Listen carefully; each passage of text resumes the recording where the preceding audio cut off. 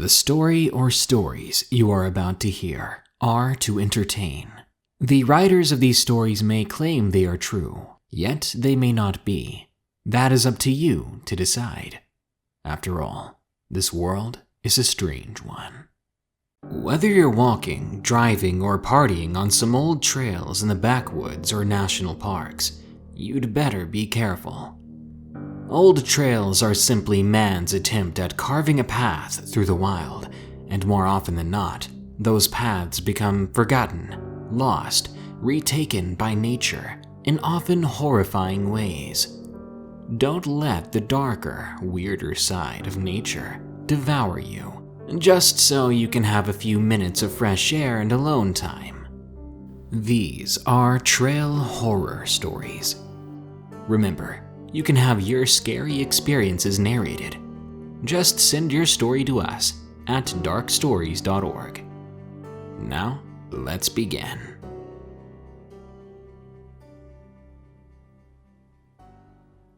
The Black Beast of Hell's Canyon. From Mr. Smith. Anyone who's ever been to the Rockies, and especially anyone who has ever lived there, will tell you that the mountains are colder than they look in all those old cowboy movies. It's a grasping cold that makes your whole body ache, unlike the dull, numbing cold of Michigan or Pennsylvania in the wintertime. And that cloying, gripping cold is precisely what I found myself experiencing on a dark October morning in Idaho not quite 2 years ago. I've been a pretty avid hunter and outdoorsman for most of my life, and ever since I turned 18 I've been applying for the tag lottery in a few states out west, hoping for a chance to hunt some mountain goat. Finally, after several years of applying, my number came up in Idaho, and I soon received my tag in the mail. Unfortunately, due to a few scheduling conflicts, I couldn't go on my hunt until the last week of October, towards the end of the legal season, and well past the mid-weather days of August and September. Now, a hunt for mountain goats is one of the most physically demanding and skill-intensive endeavors a hunter can undertake in North America, a true adventure of a lifetime.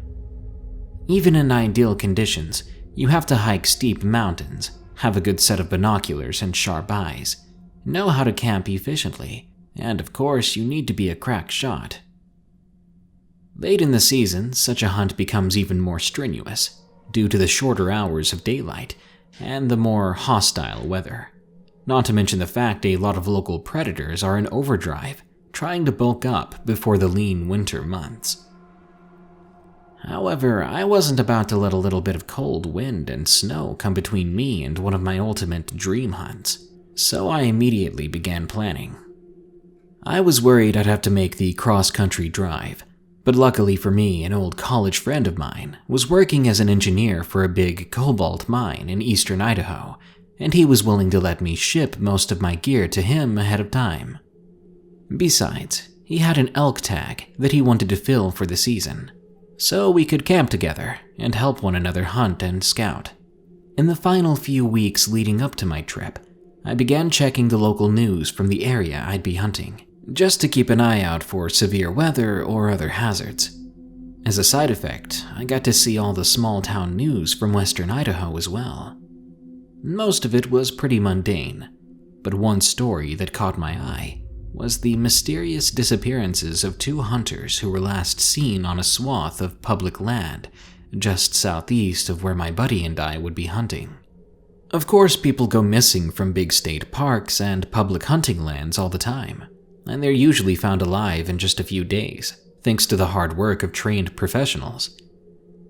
Maybe they strayed too far from the trails and got lost, or maybe they took a tumble in some rocky ground and hurt themselves. Typically nothing too out of the ordinary. But occasionally, there are accidents and animal attacks that people don't walk away from, so I always pay attention to stories like that in order to prevent something similar from happening to me. The day of the big trip finally arrived, and after a long flight and an even longer drive, I found myself at a little hotel in a small town called Slate Creek, not too far from the huge tract of public land we would go hunting on. My friend arrived less than an hour later. We quickly got settled in before heading down the street to grab some supper at a local diner. We had a good time and caught up over dinner. But at one point, I happened to look up at the TV on the wall, and the headline scrolling across the bottom of the screen ominously read, "Missing hunters found slain near Hell's Canyon. Mountain lion attack suspected." This definitely caught my attention, because a mountain lion won't usually attack more than one person, so there is safety in numbers. However, on the rare occasions that they do attack a group of more than one person, the attacks aren't usually fatal. A couple of fit hikers or a hunting party of grown adults is usually more than capable of forcing even a determined cougar to retreat. This is especially true for two hunters, who would certainly have been armed with rifles, and probably would have been toting pistols around and skinning knives as well. Any mountain lion capable of mauling two heavily armed outdoorsmen to death simultaneously was certainly not one I wanted to meet. An adult cougar can have a territorial range of up to 300 square miles, and this put the region of our hunt easily within its patrol range, considering we'd be camped out and hunting right on the edge of Hell's Canyon. However, my buddy and I had talked previously about the possibility of running into predators during the hunt. We had packed accordingly, with him carrying a 10mm automatic and me lugging my .44 Magnum. Even still, we decided to take some extra precautions. To that end, we got up early the next day, and after I had enjoyed what would likely be my last hot shower for a week, we met up at a trading post in town which dealt in all sorts of camping and hunting gear. We picked up a few perimeter bells for our campsite, and we each bought a box of hard-cast bullets designed for penetrating thick and muscular hides of predators. They may kick you like a mule, but they certainly don't play around when it comes to stopping power.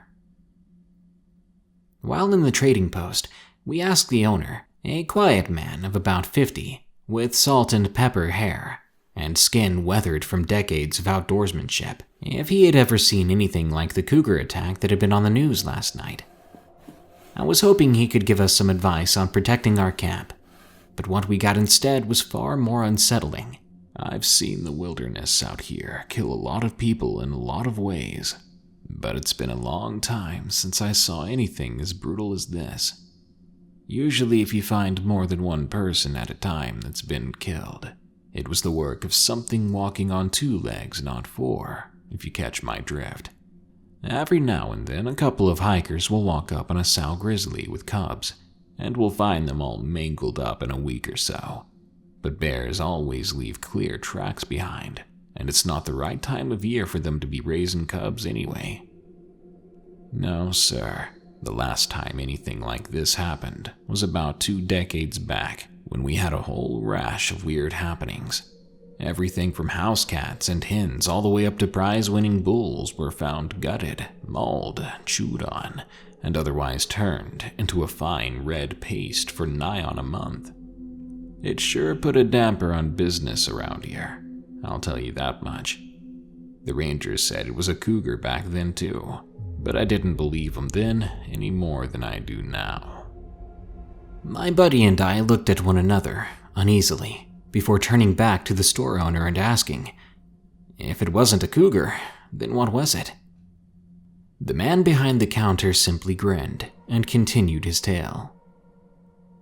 "Well, after a couple weeks of livestock getting mauled, some local ranchers decided to take matters into their own hands.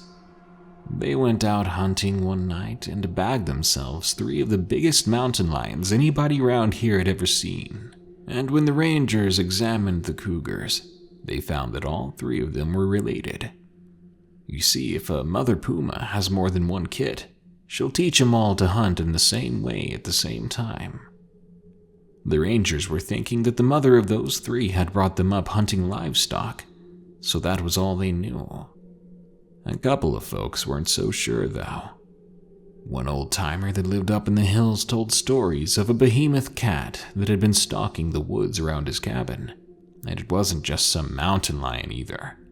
He said it stood taller than even the largest mountain lion, and its pelt was black as sin. This man had fought in 2 wars, but said that this creature scared him stiff, and not 2 nights later, the worst incident of the whole string happened right here in town. One of the rangers, some rookie who had just moved here from California, was walking back to the ranger station from the diner. Keep in mind, that's a walk of less than 300 yards, and the rest of the rangers at the station never saw him again. They didn't find anything left of that boy the next day, save for a slick of blood and his freshly shined shoes, left at the scene of the attack like he'd been plucked right up out of him. Not long after that, though, a group of rangers was seen sweeping the town and heading off into the wilderness, and from what I've heard, they followed that thing's tracks all the way up to an old silver mine back in the hills. None of the rangers have ever talked much about exactly what they saw up there, but several hikers in the area reported hearing a hail of gunfire right at dusk. Sure enough, the killings and maulings never happened again after that night. But I'll tell you what, if there's another one of those things out there roaming around the wilds now, then you can bet your bottom dollar I won't be sticking around to see how it works out this time around. It was a hell of a story, to be sure, and it took me some time to take it in. But it couldn't be true, right? Not all true. I mean, no cat that big and that aggressive could possibly remain hidden on public game land, I told myself. The 2 of us thanked the man for the info and paid for our ammo and supplies, and after that, we got on our way as quickly as we could. Our time was limited, and listening to the man's story had put us a bit behind schedule. Our last stop on the way out of town was at the ranger station to check in and inform the rangers of where we'd be and what we would be doing. There was only one officer on duty since it was so late in the season, so I figured we'd probably be able to get through the check-in pretty quickly. But as we answered his questions about our firearms and tags, I thought back to the outfitter's story. I asked the old ranger if there had been any mutilated animals found recently, or if there were any dangerous wildlife in the area that we should be aware of. After all, we would be camping back in the wilderness for close to a full week. The ranger froze for a few moments, and he quietly zipped my .30-06 rifle back into its case before raising his eyes to meet mine. I suppose you heard about those 2 bodies over at Hell's Canyon. To tell you the truth, there's a lot of nooks and crannies in these hills where something could be hiding, but we've got our best men out there working to keep the place safe. Still, you 2 should be extra careful out there, and if I were you, I wouldn't split up. I'm really not supposed to do this, but if you've got a notepad handy, I'll give you boys our audio frequency, and you just tell us if you find anything unusual out there. This was way out of the ordinary, since game wardens and rangers never give out their radio frequency. If everyone in the area with a radio could listen in on them, a poacher could have a heyday with all the unsecured information. For the Park Service to be handing out secure channel information, they must have been truly desperate for as many eyes and ears as possible. To make things even more unsettling, according to the sign-in book, there were only 4 other hunters in this section of the wilderness, 2 individuals and 1 duo.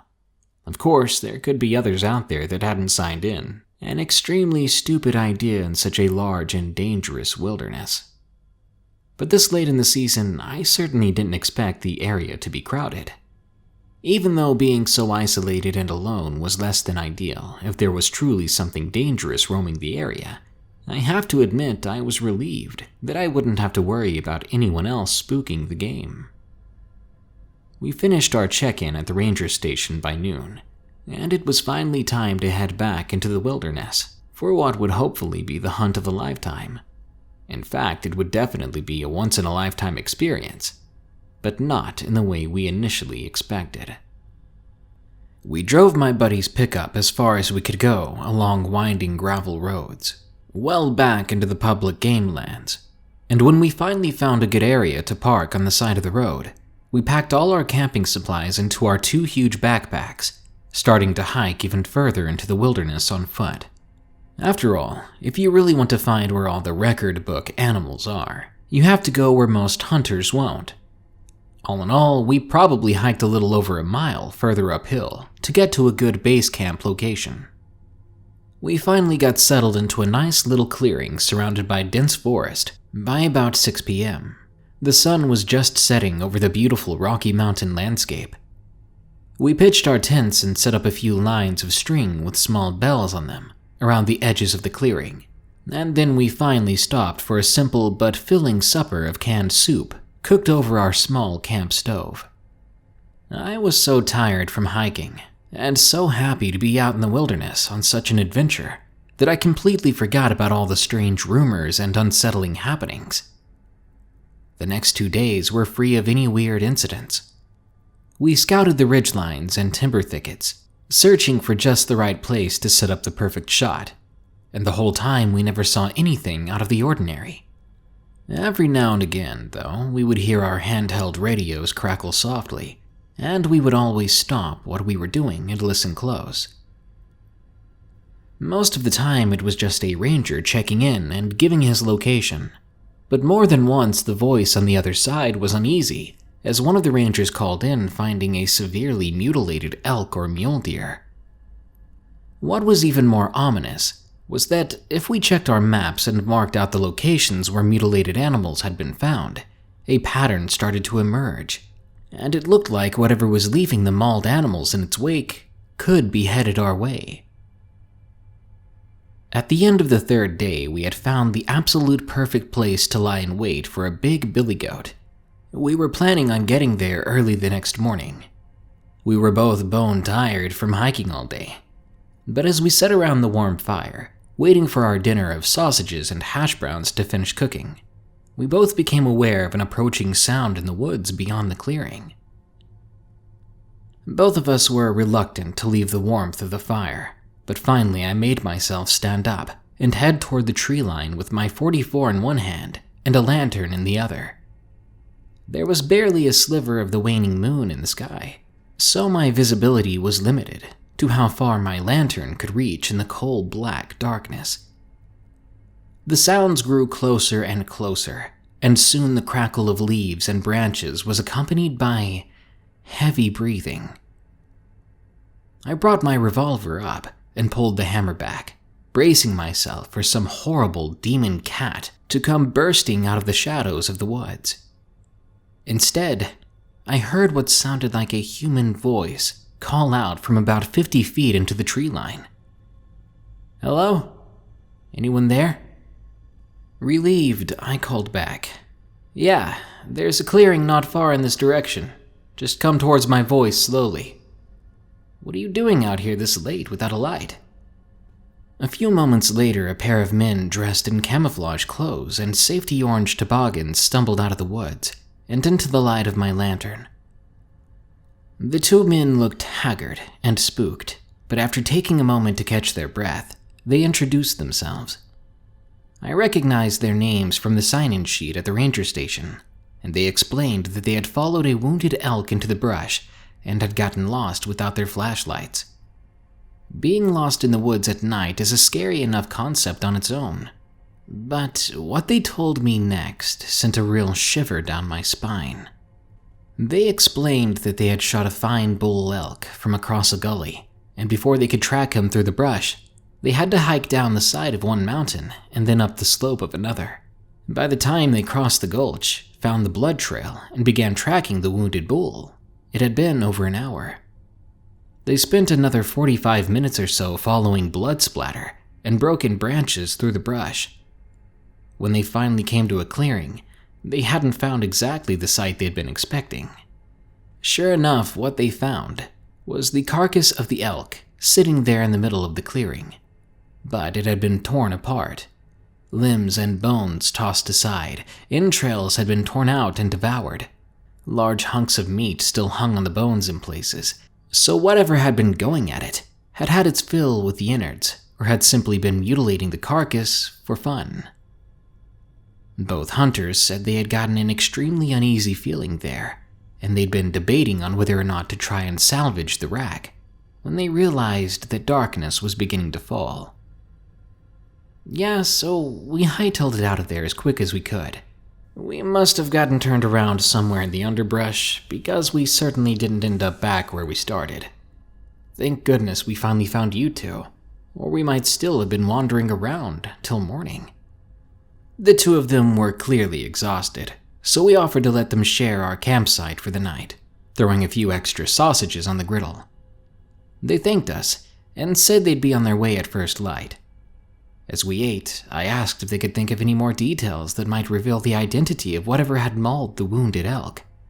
They said they'd found a few footprints, but in the fading light and the mud and blood from the carcass, they hadn't really been able to tell exactly how large the prints had been, though they both agreed that the tracks looked like those of a mountain lion, or perhaps a bobcat. Moreover, they both reported feeling like they were being watched during their walk through the woods in the dark. We never saw anything, but occasionally we'd hear a rustling in the brush, or we'd catch a quick glimpse of movement out of the corner of our eyes, or all the hairs on the back of our necks would stand up all of a sudden. But we figured it might have just been our heads playing tricks on us in the dark.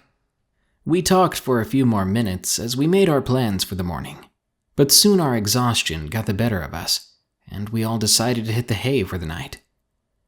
We doused the fire, and soon we retired to our tents. My buddy would be staying with me in my tent that night, and the other hunters would be sharing his tent.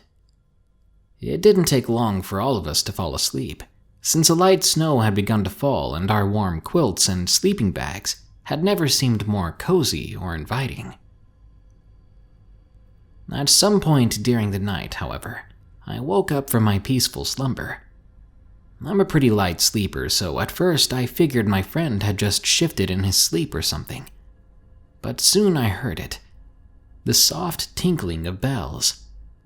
Something had bumped the small line of bells strung around the perimeter of the campsite. Now at first I assumed it was probably one of the two guests. Maybe one of them had gotten up to use the bathroom out in the trees, and maybe they had bumped the trip line by accident. But then I heard it again, louder this time. It was like someone was playing with the string and bells, swatting and jerking the line to elicit the quiet jingle of the little tin bells. Again and again, the string thrummed from an impact, and the bells tinkled as though they were tossed around on the line. By this point, I was starting to get nervous, and I reached down to the floor of the tent next to my sleeping bag to find my .44 in its holster. I'm not sure if I made a noise as I moved or if whatever it was just got bored with the line of bells, but as soon as I sat up, the jingling stopped, and the night again fell silent, with no noise whatsoever, except for the soft crinkle of falling snow. The next morning we rose early, coming out of our warm cocoons at 3:50. We brewed a quick cup of coffee in the morning darkness, and munched on some trail mix as we got our backpacks ready. However, when we were about to set out for the ridgeline, which we had found the day before, our flashlights caught something menacing pressed into the fresh snow. Coming into the campsite, from the same place where the two hunters had stumbled out of the woods the night before, was a trail of big paw prints. They followed the exact path those two hunters had taken from the edge of the woods to the fire pit, and then they made a large circle around the tent the other two men were sleeping in, before crossing the campsite once more, and ending before the line of bells on the far side of the site, only to continue again about 15 feet further into the woods. It was like something had jumped the bells to exit the clearing, all without making a sound. So what I did hear the night before must have been the thing playing, or rather testing the bells on the way into the campsite. Maybe it was amusing itself with our security measures it was smart enough to avoid triggering on the way out of the site. Now I was definitely creeped out, and I decided that this, combined with the story of the mutilated elk from the day before, qualified as unusual enough to report to the ranger service. I called it in over the radio, giving the sleepy ranger on duty our location, and quietly rolling my eyes at his reprimand for using a secure frequency. He said that somebody would be out this way in a few hours, and to just stay put.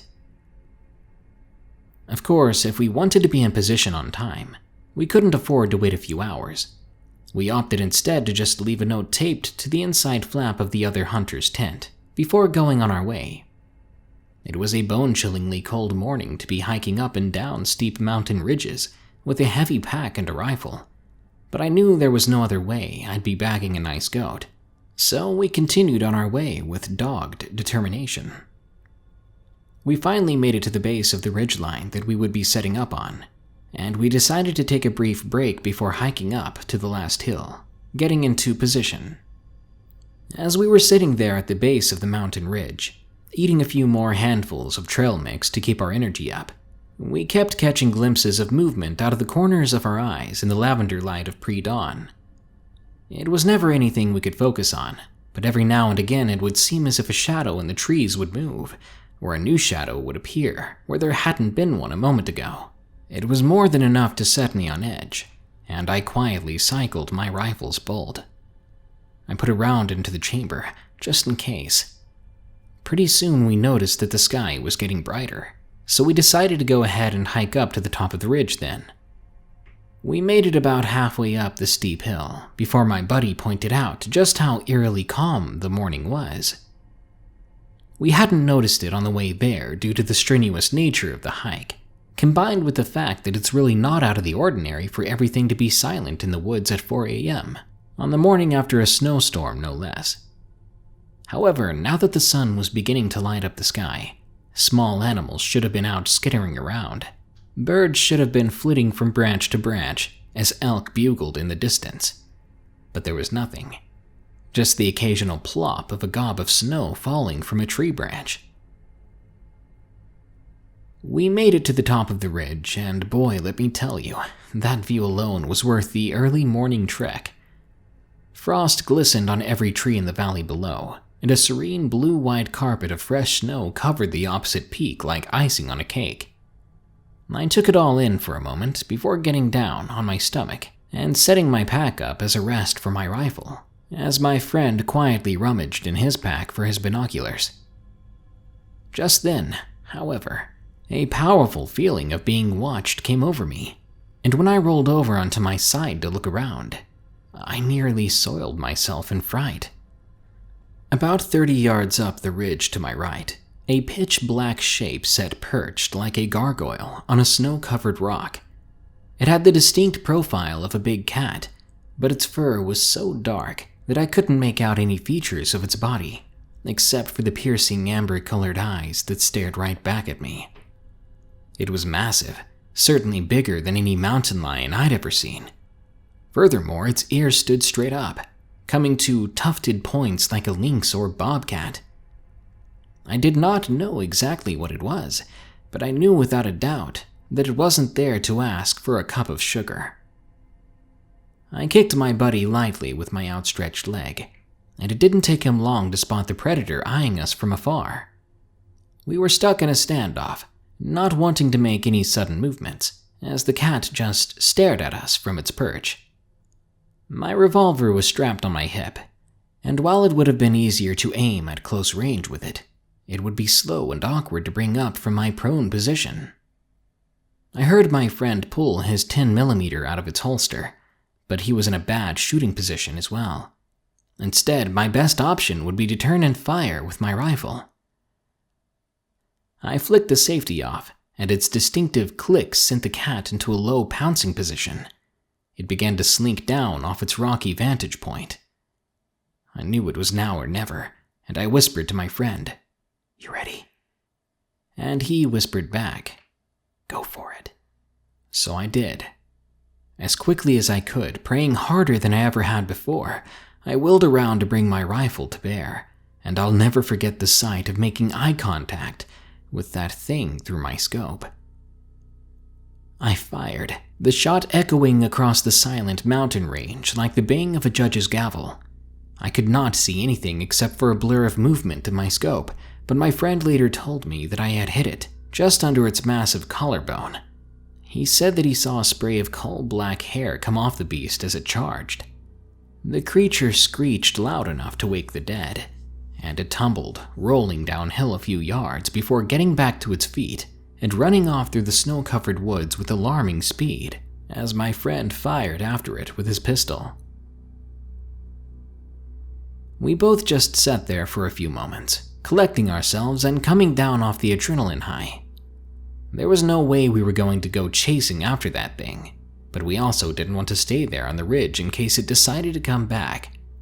Besides, our hunt was ruined for the day anyway, as so much gunfire certainly would have scared away any animals in the area. We decided to make our way back to the campsite as soon as we could. Before we left, however, I wanted to have a look at the thing's tracks to see if they matched the ones at our campsite. The paw prints in the snow were enormous, and they were clearly feline. Cats keep their claws retracted as they walk, leaving only the indentations of the pads of their paws. Still, even the largest cougar tracks I've ever seen looked small in comparison to these, and they were pressed deeply into the snow, even penetrating to the mud underneath in some places, indicating that the animal had to have weighed an enormous amount. As I surveyed the tracks, I found a few tufts of oily black fur, but there wasn't a single drop of blood anywhere to be seen, despite the fact that I had nailed it dead center with a 30-06 at less than 20 yards.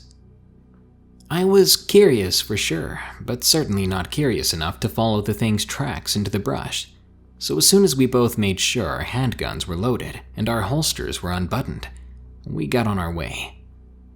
We made good time heading back downhill, and much to our relief, a little bit of the life seemed to have returned to the forest, with nuthatches chirping and squirrels scampering through the fresh snow. We had made it about 2/3 of the way back towards our campsite, when we encountered 2 men in rangers' uniforms coming up the trail in the opposite direction. They were armed to the teeth, with one toting a black tactical shotgun and the other carrying a semi-automatic rifle. They both had body armor over their green uniforms, with plenty of extra ammunition practically dripping off of them. They asked us if the camp just down the trail was ours, and when we said yes, they both breathed a sigh of relief, saying that they had heard our flurry of gunfire earlier and had assumed the worst. We continued hiking hurriedly back towards the campsite, and as we walked, we told the 2 rangers what happened.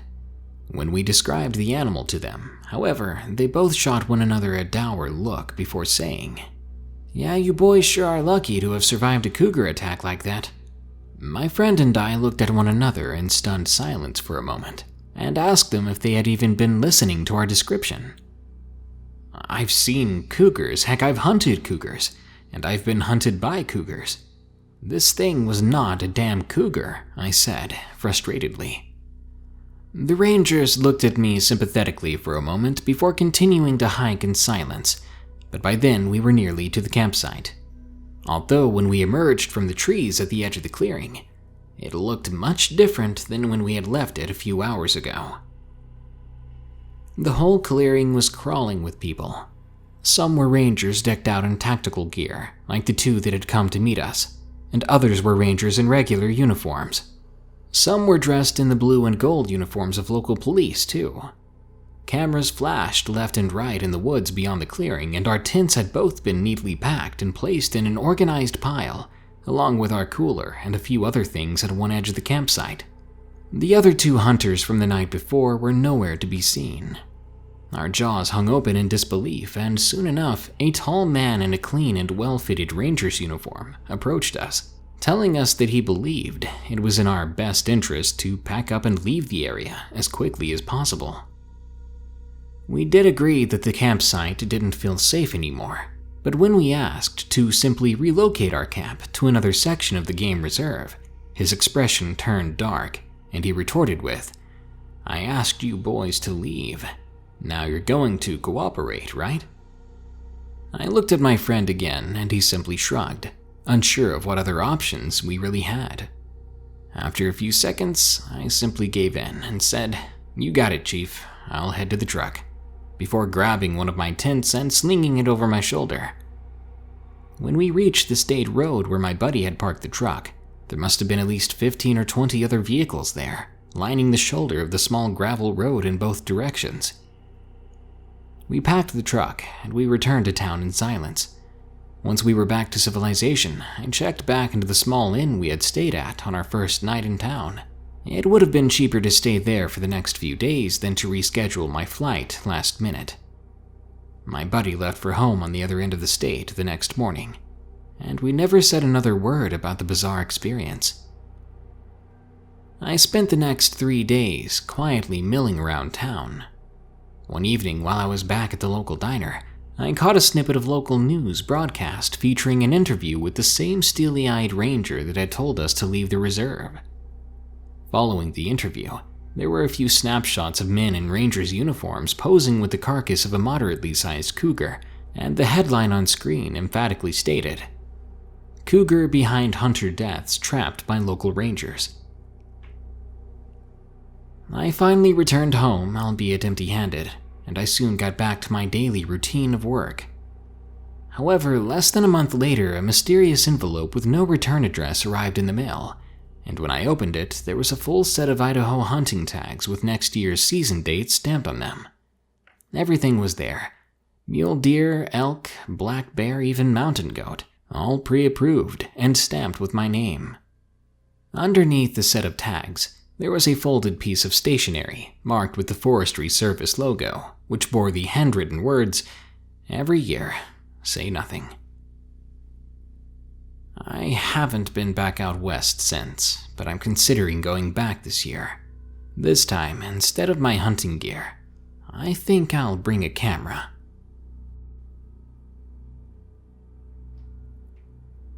Bigfoot in Williams, Arizona, from PandaAZ. The weather was cold that night. There had been a slight breeze, enough for the trees to howl throughout the northern Arizona night. I was in my truck taking some dabs with a couple of friends, getting ready to do some backwoods partying. We had music playing. It was a playlist I had on Spotify that mainly contained songs by ICP. Boogie Woogie Woo had been playing at that moment. I had the rig while everyone was talking, coughing, and rapping along with Violent J and all Shaggy Shags.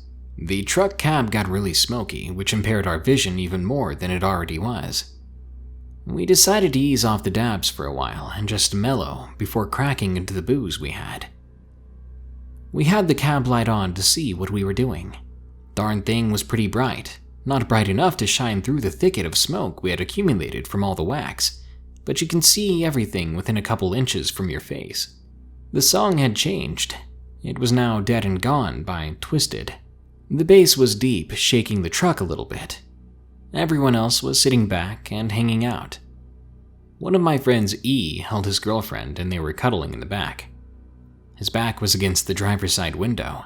He was chatting when he felt a slight thud. This caused him to turn and look behind him. It felt like something had been thrown at the window, a small rock or maybe a hand slapping against it. Whatever it was, it had everyone's attention. "What is it, babe?" his girl asked. "Something hit the window. You didn't feel that?" he replied. She shook her head, leaning forward, now feeling uneasy. "Are you screwing with me?" she asked, looking at him with sincere intent. "No, I'm dead serious. I felt it on my back," he said. I turned down the music to hear the situation. "What's going on?" I asked, spinning around in my seat to look at them. "Something tapped on the window behind me," he stated. "I bet it's just a joke, Panda. Don't worry about it," his girlfriend remarked. "Babe, I'm not joking. I felt it," he said, now irritated. He believed that it was real. He looked at me, eyes narrowed, but I could tell he wasn't lying. "Do you want me to go check it out?" I asked, sensing the tension rise. I didn't want the mood to be killed even more than it already was. I wouldn't," E's girlfriend scoffed. "No, I'll go out there with you," he responded, grabbing his girlfriend's waist to move her off of him. She stood her ground and huffed. "You guys are crazy," she shouted. "What if it is some psycho?" "Or maybe the guy just wants to smoke with us. We do have a free seat up here," I joked. pulling out my pocket knife as I opened the door, E following me. We stayed close to each other while E's girl kept in the truck, smoking a cigarette to calm her stress. E had his phone's flashlight on, shining it through the trees to see if he could scope anything out, but nothing could be seen. We crept deeper into the brush, leaves crushing a lot louder under our feet, especially since we were just walking. We were too high to even be ready to stay quiet. E scoffed. Man, there ain't crap out here. I glanced at him while I clutched onto the handle of my pocket knife. If there was, it probably took off. Shh, stay still, E interrupted me, shining the light to the left of him.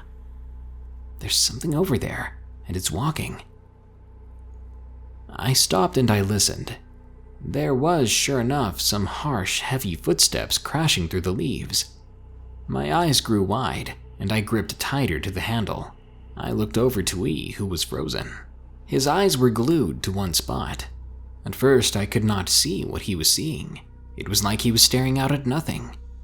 But then he finally broke his silence, whispering to keep from drawing anything close to us. There's glowing eyes a couple of feet away. Look closely, he said to me, my eyes darting around the direction he kept pointing. That's when I saw it. Yellowish, whitish eye shine. The eyes looked to be about 7 or 8 feet off the ground. Fear had grabbed a hold of both of us. The eyes crouched down a foot, almost like whatever it was had hunched down. Then it took a step forward, revealing a dark brown, hairy face. It kind of looked gorilla-like. The eyes were slightly sunk in, and the nose was flat. I trembled, staring back into its yellow eyes. The thing's face scrunched as if it was smelling something it didn't like. Then it grunted. Our hearts sank while we heard the noise. It felt powerful. It glanced to E, then gnashed its teeth at us. Its teeth were huge, but they were more human in shape. The only difference between these teeth and a human's were the canines, which were far larger than normal, kind of hanging down over its bottom lip. E didn't show fear when it did this. He was in shock, confused, or in a trance or something. I subtly tapped his back and whispered, "Run, now." He didn't show much of a response, except for a very soft nod. The creature kept us in its sight. It was like it knew what we were planning. It took a large step towards us and growled. Our bodies both turned as if we were in sync, and we ran. The creature chased us for a short distance, crying out in an angry tone. These cries were higher pitched and gave the same rumble as the grunt did. We felt the ground shake as it ran, and the cries sounded like they were right behind us. E sped up, and I tried my best to keep up with him, trying my hardest not to become a monster's midnight snack. After a few more feet, we saw the truck, and we ran harder. E made it in first and dived in through the door. I slowed down once my hands touched the cab. I'm sure adrenaline was pumping through both of us. We were ready to get the heck out of there, and both of them were waiting for me to get in the truck. But my mind was a blank. Something was telling me to turn around. E's voice faded as I turned. The figure was just outside the tree line, staring at me with those glowing yellow eyes. Its teeth were gnashed just like they were towards E, but it wasn't crying out anymore. I locked eyes with it one last time before my body forced itself out of the trance. I quickly hopped into the truck and slammed the door, cranking the ignition and revving it up. The sooner the truck started, the quicker we could distance ourselves from this tall, hairy thing that had chased us. That was a very terrifying night. El Chupacabra from JM7. I was born in California, but I was raised in Mexico from when I was 3 to 18. I lived in a rural part of Mexico called Zacatecas. Back then, I'd really never seen anything creepy, but every year when the whole family would gather, I would always love to hear their stories. We lived on a ranch with about 6 houses. There would be 2 houses right next to each other, one of which had a little field. In the middle, there were some horse stables and a little old school the size of a one-story house. And that school had a schoolyard. About 300 yards away from everything, along a trail, there was a lienzo. It was a big ring with a wall that was 60 meters long with dirt. We would host parties there known as coleaderos. It's a Mexican thing. My cousins and I would always take the horses there and practice. One day we were doing our normal things, playing, working out the horses, and at night we were making fires. But this day it was different. We decided to go along the trail to the lienzo. Now, the lienzo had these bleachers where it would oversee all of it. We were going to stay up there for a little bit, deciding to make a fire, which we were successful at. This was pretty fun for a while. We must have been up there for 3 hours when one of my cousins said, "Guys, look over there." We looked at where he was pointing, and we saw a figure. It was dark, so we didn't see much more than shadows moving around inside the big ring. One of my cousins had brought a flashlight, and when he shone it at that figure, it was the scariest thing I'd ever seen. There in the light was this dog-shaped thing. It looked like a dog, but it had no hair. It had a longer than average snout too, with a bunch of razor-sharp teeth gleaming from the light. It had 2 big front teeth, and we could see red stains on them. Its eyes were 2 yellow orbs. We stared at it before it made this howl of some kind that shook the bleachers we were on. Then it walked away, showing its teeth at us for a moment, before it disappeared. Honestly, I think what we saw that night was El Chupacabra. Something in the Woods, from Anonymous. Before I get into my story, I'll give a bit of background. I don't know if you've ever seen or heard of what I call the neon hour, but it usually happens between spring and fall. The air gets this charged feeling and looks neon. Have you ever looked at a fluorescent light? The ones that are most typical in a basement, or maybe in an older school building. They're long, tubular, and have this yellow-pink kind of glow to them. That glow is how the neon hour looks. Grass looks super bright green. The colors of leaves and flowers pop brighter than usual, and the sky has this yellow-pink glow about it. Now, on to the story. I was about 12 years old at the time, making it the mid to late 90s. I lived in a woodsy part of Surrey, New Hampshire, the mountainous part, not down in the valley. It was my mom, dad, 3 brothers, and a variety of farm and wild animals. We had 32 acres of land to our names, and the land had old wagon wheel trails that cut through the trees in many directions. One of these trails came close to our house, did a huge loop, and went back to the house. It took about 20 to 25 minutes to walk the loop at a normal pace. I was outside enjoying some afternoon sun with my older brother, as our dad came out of the house and said he was going to check on the stream by the loop. He wanted to see if it was drying out. He wasn't going to walk the whole loop, so he should have been back in about 8 minutes or so. He headed off. My older brother went inside to play his Game Boy at that point. I followed to get a drink and cool down for a little while. And after a bit, I glanced at the clock and realized our dad should have been back already. So I went outside to yell his name, as he'd be able to hear me from the stream. My eyes went huge as I was greeted by something I'd never seen before. The sun was still out, but didn't look right. The grass and everything around me had a weird coloring to it, and the air felt weird. I don't know why, but it made my heart pick up, and I felt creeped out. I started yelling for my dad, pausing every once in a while, but there was no response. I went inside and I told my older brother I was going to find Dad. He just grunted as his Game Boy beeped at him. I headed up the wagon trail at a jog, still feeling creeped out, like I had to go get my dad home fast. I made it to the stream quickly, but Dad wasn't there. I could see he'd stuck a stick into the water with a rock on top, so he'd definitely been there. I called his name, no response. I counted to 10 and called again, but this time he answered. I'm over here, Danielle. I ran further up the path before ducking into the trees to my left, toward a clearing. Danielle, I'm over here. Come on. But my dad was not in the clearing. Danielle, come here. I took off at a slight run, as my dad sounded slightly irritated at this point. I was heading toward a huge rock, which was bigger than a minivan. It was a rock that we like to sit on and relax sometimes. At this point, I should have crossed over another wagon wheel path before I came to the huge rock, but somehow I didn't.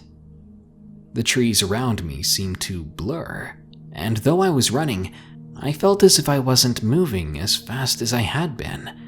It was like I was going slow, but I should have been moving full speed. Getting to that rock should have taken me at most 2 minutes, but it felt more like 10. Danielle, where are you? I'm waiting. My dad's voice called again. I finally made it to the huge rock, but again, my dad was not there. I stood, panting and feeling even more unsettled. But then my dad called again. Danielle. Danielle. I was thinking about running further up the trail, and that would mean going further into the woods, when I suddenly heard the metal bell from the house being rung loudly, and my brother's voice was calling out. And then I heard my dad's voice at the same time. He was calling me back to the house too. But wait, my brother's and my dad's voices from the same place. Then what voice was I following? Who in the world was leading me into the woods? Horrified, I turned around and I ran. I got onto the wagon trail running, pushing myself back the way I'd come. I stayed on the trail, and I didn't stop running. I splashed through the stream and kept going until I made it back to the house to see my brother still ringing the bell, and our dad was standing right next to him. "Where have you been?" asked Dad. "What took you so long?" asked my brother. I took a moment to catch my breath. Then I told them both how I'd gone looking for Dad, and he kept calling me from the middle of the woods. Still panting, I asked him, How did you get back here before me, Dad?" "Well, I decided to make the loop after all. I've been back for about 10 minutes or so, and we've been trying to get your attention for about as long," my dad answered. So it wasn't my dad calling me into the woods. It only sounded like him, but it wasn't him. I never saw who it was or what it was, no animals or anything like it. And as I thought about it, I didn't hear any birds or the normal woodsy sounds either. I don't know how the trees blurred or how I missed a path that I should have crossed, how I didn't hear the bell or them calling me back home for that long, how I lost so much time. Because my dad walked the loop and was back for 10 minutes before I came back. That means about 35 minutes passed from the time he left and the time I got back. I was gone 25 minutes when I should have been gone 10. I'd been jogging the whole time. I didn't really stay still at all. So where did the time go? And who was calling my name that sounded like my dad?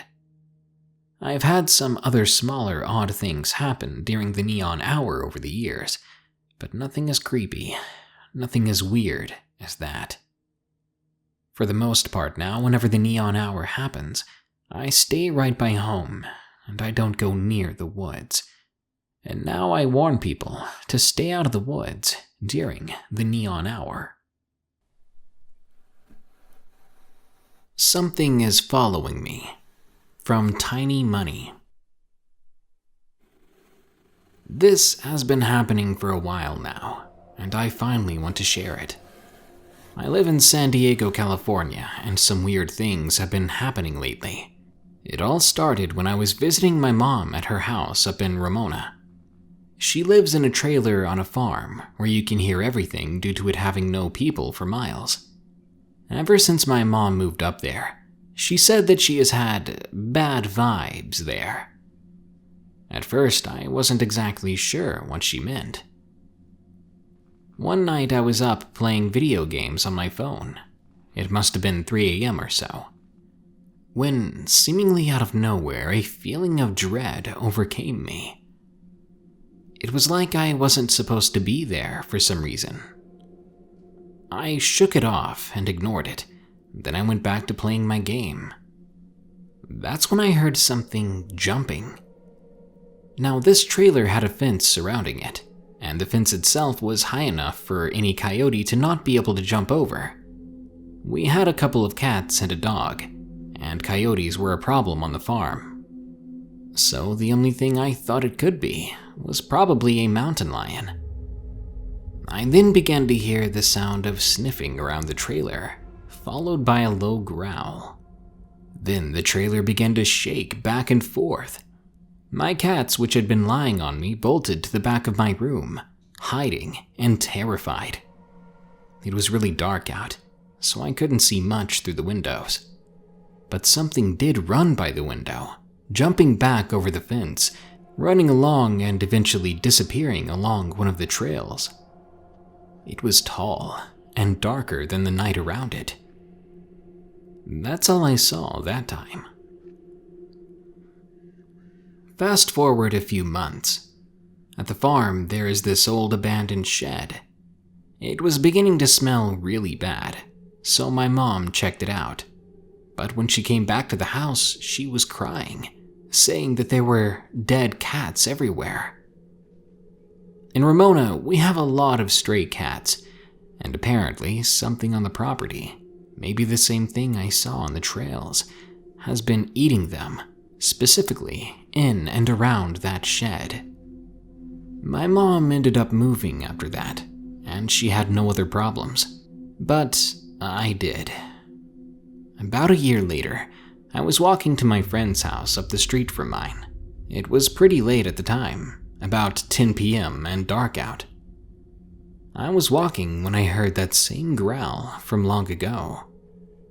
I turned around to look behind me and saw the most horrifying thing ever. There was this animal. I know it wasn't human, that's a fact. Whatever animal this was, it was 7 feet tall and pitch black. It had a dog-like face with ears and a snout and all that.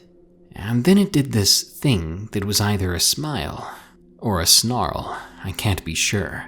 But either way, it was disturbing enough. I ran so fast, faster than I think I'd ever run before. I ran right into my friend's house before turning around to see it crawling over a fence and disappearing. I still see that weird creature in the neighborhood from time to time, and every time I do, I remember these sightings. Beware the trails and countryside of Ramona. Whoa. Well, we talked a lot about mountain lions today, didn't we? Hey, did you know that mountain lions hold the Guinness World Record for the animal with the most common names? They're also called pumas, cougars, catamounts, and about 40 other names in English alone. Oh, and another fact, you're more likely to be struck by lightning than to be attacked by a mountain lion. But don't let your guard down.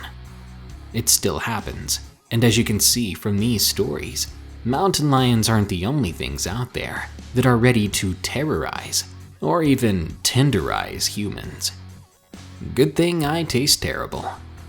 Good night. If you enjoyed this episode of Darkness Prevails, be sure to like, share, comment, and subscribe.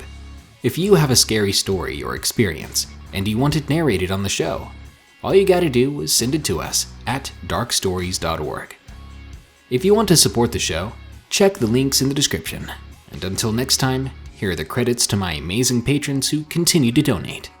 Remember everyone, stay safe out there and stay creepy, because this world is a strange one.